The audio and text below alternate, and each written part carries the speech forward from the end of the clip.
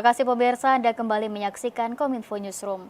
Pemirsa, di tengah gempuran teknologi dan produk impor, pemerintah tidak kenal lelah dan selalu berupaya untuk meningkatkan perlindungan bagi keberlanjutan UMKM. Perlindungan diberikan dalam bentuk kebijakan agar UMKM ini tetap menjadi salah satu tonggak utama roda perputaran ekonomi negara. Lalu apa saja upaya pemerintah untuk melindungi keberlanjutan UMKM khususnya dalam 2 tahun terakhir? Kita akan membahasnya malam hari ini bersama Bapak Julius selaku Deputi Bidang Usaha Mikro Kementerian Koperasi dan Usaha Kecil Menengah. Selamat malam Bapak Julius, apa kabar? Selamat malam. Ya, kabar baik ya Bapak Julius. Baik, alhamdulillah. Baik, Pak Julius, langsung ke inti pembahasan yakni terkait upaya pemerintah dalam melindungi denyut hidup UMKM. Nah, seperti kita ketahui Pak Julius bahwa UMKM ini berkontribusi besar begitu terhadap pembangunan nasional. Nah, untuk itu UMKM harus dilindungi keberlangsungannya. Nah, kemudian dalam 4 tahun terakhir, apa saja kebijakan yang telah dibuat oleh pemerintah untuk melindungi UMKM yang ada di Indonesia ini? Dalam 4 tahun terakhir ada sekitar beberapa hal. Pertama adalah mengenai pembebasan biaya masuk impor.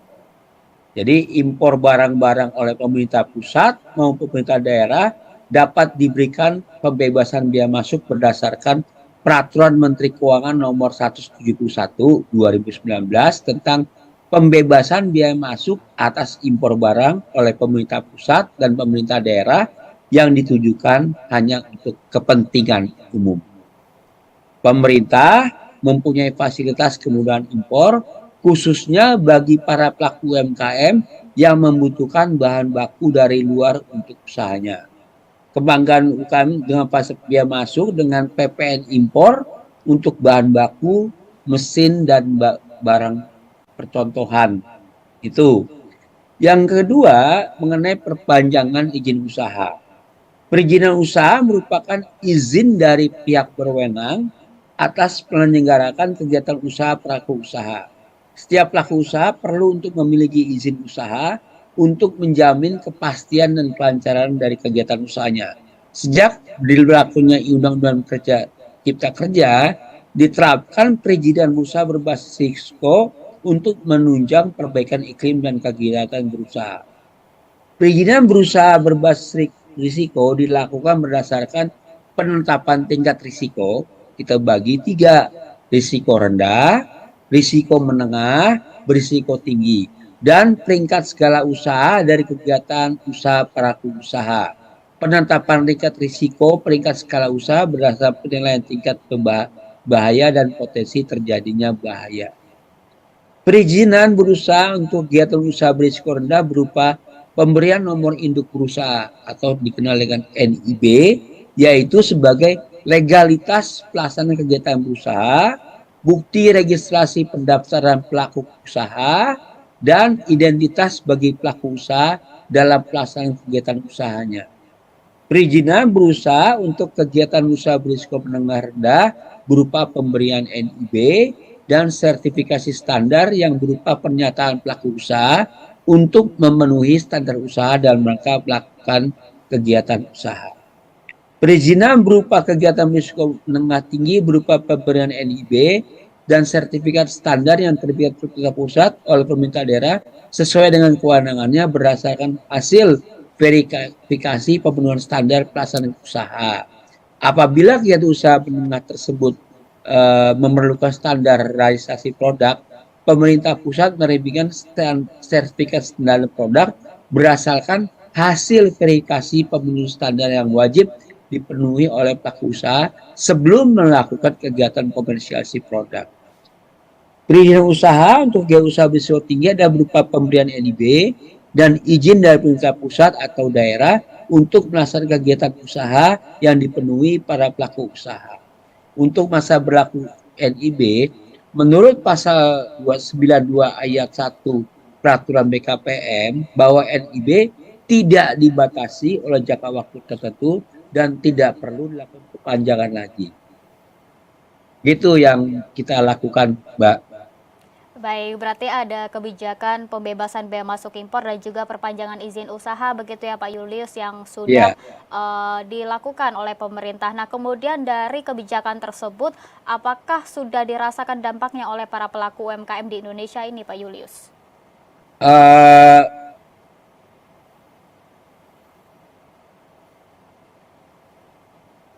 sudah dilakukan, Pak. Jadi sudah dilakukan, misalnya NIB kita berikan kepada UMKM. Terus kita bekerja menengah rendah sertifikat standar. Sudah dilakukan, Pak. Dan Baik, dampaknya sekarang sudah terjadi proses transformasi dari UMKM yang informal menjadi formal. baik, memang ada yang dirasakan begitu untuk para pelaku UMKM dari kebijakan yang sudah dibuat oleh pemerintah. Nah, kemudian Pak Julius, dari berbagai upaya pemerintah yang sudah dilakukan, apa yang perlu dibenahi lagi agar pelindungan kepada UMKM ini lebih terarah? Ya, yang perlu benahi adalah kolaborasi atau sinergi antara pemerintah pusat, pemerintah daerah dan swasta dalam hal perlindungan dan pemberdayaan UMK untuk menguatkan UMK melalui literasi digital dan literasi hukum. Literasi digital dapat meningkatkan daya saing dan memperluas peluang bagi pelaku usaha untuk mengembangkan pasar sehingga dapat meningkatkan ekonomi para pelaku UMK.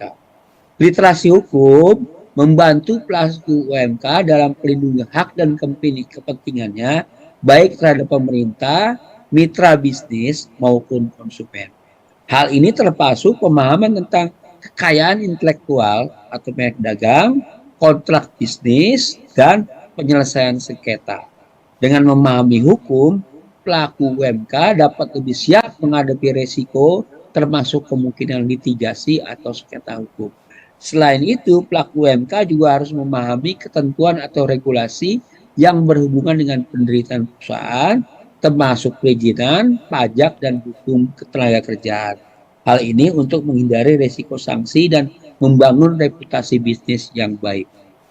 Ya, kolaborasi antara pemerintah pusat dan juga pemerintah daerah ini memang harus perlu dibenahi begitu agar perlindungan untuk UMKM lebih terarah. Nah, kemudian Pak Julius, ekspor ini menjadi salah satu cara begitu untuk pelaku UMKM agar naik kelas dan juga istilahnya tidak ketinggalan zaman begitu. Namun dalam agar bisa ekspor itu tentu tidak mudah, banyak hal yang harus dipersiapkan begitu untuk para pelaku UMKM. Nah, kemudian dari Kementerian Koperasi dan UMKM ini apakah ada pembinaan tersendiri untuk para pelaku UMKM agar tetap bisa berpedoman begitu pada aturan yang sudah berlaku?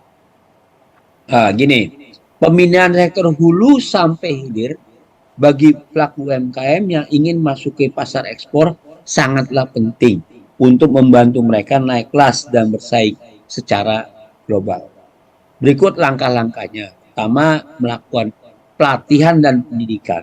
Memberikan pelatihan mengenai pengetahuan pasar global, kebijakan perdagangan internasional, proses ekspor impor, standar internasional, dan keterampilan manajerial serta pemasaran yang diperlukan. Kedua, memberikan fasilitas bagi pelaku UMKM dalam memenuhi persyaratan sertifikat dan standar internasional yang diperlukan masuk ke pasar. Misalnya fasilitas proses sertifikasi produk atau sertifikasi halal dan membantu mereka memahami dan menerapkan standar kualitas yang diperlukan oleh pasar yang menjadi target ekspor. Selanjutnya, memberikan akses ke informasi pasar, memberikan akses kepada pelaku UMKM untuk informasi global seperti tren konsumen, permintaan pasar, dan persaingan. Ini bisa dilakukan melalui penyediaan database pasar, seminar, atau webinar tentang pasar tertentu. Berikutnya adalah pengembangan jaringan dan hubungan, membantu UMKM dalam hubungan dengan mitra bisnis potensial, distributor, atau agen ekspor di pasaran sasaran. Ini dilakukan melalui pemaparan perdagangan internasional, melalui visi perdagangan luar negeri, atau program pertukaran bisnis. Bantuan pengemasan dan pemasaran, memberikan bantuan kepada UMKM mengembangkan produk agar sesuai dengan standar internasional. Selain itu juga bantuan dukungan merancang strategi pemasaran efektif untuk memasarkan produk di, di pasar global. Berikutnya, kita memfasilitasi pembiayaan ekspor. Pemerintah senantiasa berperan khusus pada UMK untuk bisa sampai go global agar partisipasinya meningkat dalam global value chain. Perintah melalui program KUR memberikan stimulus bagi pelaku berstrategi ekspor mendapatkan kemudahan pembiayaan. Selanjutnya, program penugasan khusus ekspor dari Kementerian Keuangan diberikan kepada LPEI untuk mendorong para pelaku usaha berorientasi ekspor. Dengan demikian, UMKM berorientasi ekspor memiliki akses lebih mudah pembiayaan, penjaminan, asuransi ekspor. Selanjutnya, kita memberikan fasilitas perizinan ekspor, penyederhanaan proses perizinan ekspor dan mengurangi birokrasi yang melebihi menjadi perhatian pemerintah untuk meningkatkan ekspor. Demikian, Bu. Ya, memberikan pelatihan dan juga memfasilitasi untuk sertifikasi begitu ataupun persiapan dokumen lainnya menjadi pembinaan dari pemerintah sendiri untuk lebih UMKM ini lebih bisa mengeksplor usahanya yang digeluti begitu ya Pak Julius. Ya, betul. Ya, Pak Julius, kemudian pemerintah ini juga mendorong begitu investasi bisa masuk ke UMKM. Namun investor asing yang masuk ke Indonesia juga diwajibkan untuk bermitra dengan UMKM setempat. Nah, kemudian dari pemerintah sendiri mekanisme perlindungan untuk UMKM ini agar tidak dirugikan seperti apa? Ya, pertama kita harus membuat kontrak yang jelas. Mendorong adopsi kontrak yang jelas yang adil antara pelaku UMKM dan investor asing. Kontrak tersebut harus mencakup hak dan kewajiban kedua pihak dengan transparan, termasuk pembayaran keuntungan, tanggung jawab produksi, dan durasi kerjasama. Berikutnya, pengaturan hukum dan peraturan, pengeluaran peraturan atau undang-undang yang melindungi kepentingan pelaku UMKM dalam bermitra dengan investor asing. Hal ini dapat mencakup perlindungan terhadap kekayaan intelektual, keamanan kerja, dan keadilan. Memberikan fasilitas dan bimbingan kepada pelaku UMKM dalam negosiasi kontrak dengan investor asing. Selanjutnya, mengadakan pengawasan dan pengendalian terhadap pelaksanaan kontrak antara pelaku UMKM dan investor asing untuk memastikan tidak ada pelanggaran yang merugikan pihak UMKM. Meningkatkan kesadaran dan pendidikan pelaku UMKM terhadap hak dan kewajiban mereka dalam bermitra dengan investor asing dan mekanisme penyelesaian sengketa. Penyelesaian mekanisme alternatif sengketa bagi para UMKM mengalami perselisihan dengan investor asing. Mekanisme itu dapat membantu mengurangi biaya dan waktu penyelesaian. Demikian yang bisa kami sampaikan. Ya, kontrak kerja begitu ya Pak Julius menjadi salah satu mekanisme perlindungan untuk para pelaku UMKM. Baik, terakhir Pak Julius, adakah edukasi yang diberikan pemerintah terkait perlindungan hak merek dagang dan juga tenaga kerja dari pemerintah bagi pelaku UMKM? Pemerintah dalam hal ini, Kementerian Koperasi UKM melakukan berbagai upaya dalam perlindungan hak merek dagang bagi pelaku, diantaranya konsultasi, pendampingan, pendaftaran kekayaan intelektual, dan mengecek kepangkalan data DJKI, Direktorat Jenderal Kekayaan Intelektual, Kementerian Hukum dan HAM. Literasi dan sosialisasi kekayaan intelektual, memberikan rekomendasi dan pembiayaan secara gratis hak merek dagang, dan advokasi penyelesaian sengketa kekayaan intelektual. UMK perlu mendapatkan daftar merek dagang, terutama apabila UMK yang membutuhkan merek dibutuhkan jangka panjang dan terus-menerus. Harapannya, setelah pendaftaran merek ini, pelaku UMK dapat memperoleh beberapa manfaat, antaranya menjadi alat bukti bagi pemilik, menjadi dasar penolakan pendaftaran kekayaan intelektual pihak lain, mencegah penjiplakan atau pemalsuan, menjadi aset usaha atau pribadi, dapat dialihkan atau dilisensiasikan kepada pihak serta meningkatkan daya saing ekonomi para pelaku UMK. Saya pikir itu dari kami dan mudah-mudahan nanti kita lanjutkan diskusinya kalau memang kita butuh lagi lebih dalam lagi. Gitu, Pak. Baik, terima kasih Bapak Julius selaku Deputi Bidang Usaha Mikro Kementerian Koperasi dan Usaha Kecil Menengah. Terima kasih Bapak sudah bergabung bersama kami di Dialog Kominfo Newsroom. Salam sehat Bapak. Ya, salam sehat. Makasih Bu ya. Ya, sama-sama Bapak. Dan pemirsa, kami akan segera kembali dengan informasi lainnya, tetaplah di Kominfo Newsroom.